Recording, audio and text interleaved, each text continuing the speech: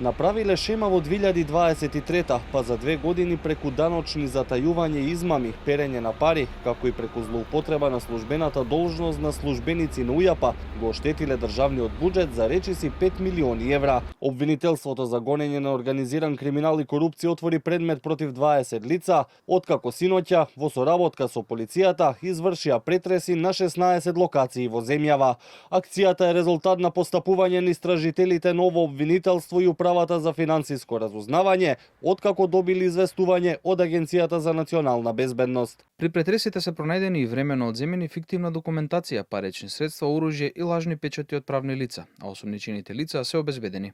Соопшти од обвинителството, прво осомничен е српски државјанин собственик на 2 фирми во земјава, кој според обвинителството, заедно со двајца службеници на раководни позиции во УЈАП Скопје, се мозокот и создавачи на злосторничкото здружување, кое подоцна се проширило. Затајувањето на данокот се однесува токму на прво осомничениот кој избегнал да плати 190.000 евра преку лажни податоци во даночните пријави за 2023 и 2024, кога во групата биле вклучени и други собственици, управители и вработени во правни лица во Скопје и Гевгелија. Останатите осомничени собственици и управители на правни лица со лажни пријави побарале, а осомничените вработени им одобриле неосновано враќање данок за нерезидентни правни лица, со што е нанесена штета на буџетот во износ од околу 500.000 евра.